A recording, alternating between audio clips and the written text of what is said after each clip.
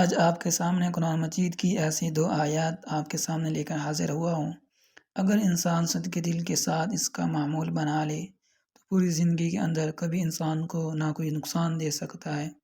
اللہ نے خود اس وظیفے کی قسم کھائی ہے کہ جو بندہ یہ وظیفہ کر لے گا اس کے گھر سے تمام مشکلات، پریشانیاں، بیماریاں ختم ہو جائیں گی۔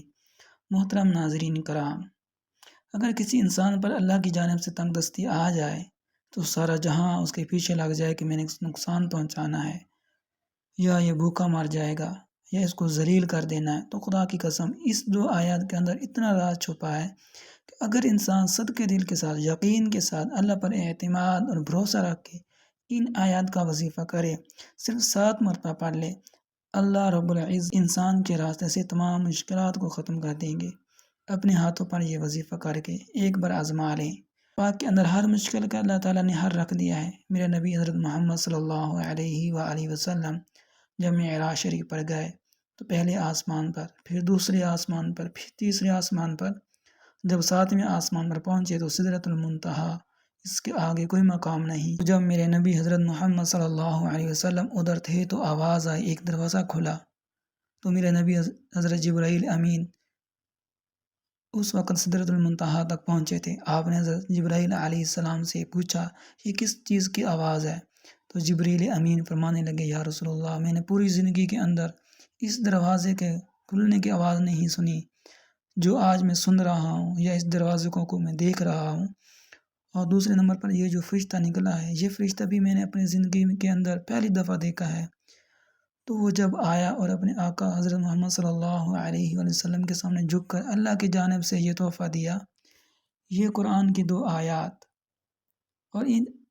اور اس آیات کی اتنی اہمیت اور فضیلت ہے۔ اس وقت اس فرشتے نے 3 چیزیں دی تھیں، ایک نماز کا تحفہ، ایک امت کی شفاعت کا تحفہ، اور ایک یہ قرآن مجید سورۃ بقرہ کی آخری 2 آیات۔ ناظرین کرام، اس کو چھوٹا نہ سمجھیے گا، یہ کوئی معمولی چیز نہیں۔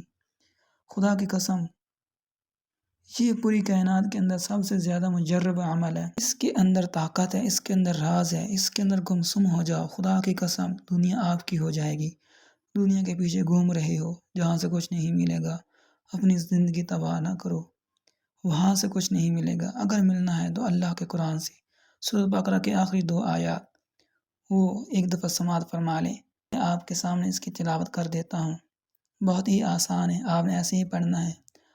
آمن الرسول بما انزل الیہ من ربہ والمؤمنون کل آمن باللہ وملائکتہ وکتبہ ورسلہ لا نفرق بین احد من رسلہ وقالوا سمعنا وأطعنا غفرانك ربنا وإليك المصير لا يكلف الله نفسا إلا وسعها لها ما كسبت وعليها ما اكتسبت ربنا لا تؤاخذنا إن نسينا أو أخطأنا ربنا ولا تحمل علينا إصرا كما حملته على الذين من قبلنا ربنا ولا تحملنا ما لا طاقة لنا به واعف عنا واغفر لنا وارحمنا أنت مولانا فانصرنا على القوم الكافرين۔ سورۃ بقرہ کی ان 2 آیات کو آپ نے 7 مرتبہ پڑھنا ہے، اور اول اور آخر میں ان آیات کو پڑھنے سے پہلے اور آخر میں 11 مرتبہ آپ نے درود شریف پڑھنا ہے۔ درود شریف اس لیے ہم کہتے ہیں کہ درود شریف کو اللہ تعالیٰ نے فرمایا کہ ہر حال میں یہ قبول کیا جائے گا، تو جس حالت میں بھی آپ یہ پڑھیں گے انشاءاللہ، بشرط یہ کہ پاکی کی حالت میں، تو انشاءاللہ اللہ تعالیٰ قبول فرمائے گا۔ تو جب درود شریف قبول ہوگا تو اس کے ساتھ اور اس کے جو درمیان میں چیز رکھی ہوگی تو انشاءاللہ اللہ تعالیٰ اس کو بھی قبول فرما لیں گے۔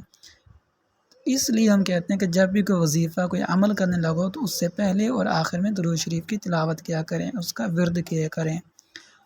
تو وظیفہ کرنے کے بعد اللہ تعالیٰ سے اپنی تمام مشکلات، پریشانیاں، مصیبتوں کے متعلق دعا کریں یقین کے ساتھ، توجہ کے ساتھ، تو اللہ تعالیٰ تمام مشکلات کو دور فرما دے گا۔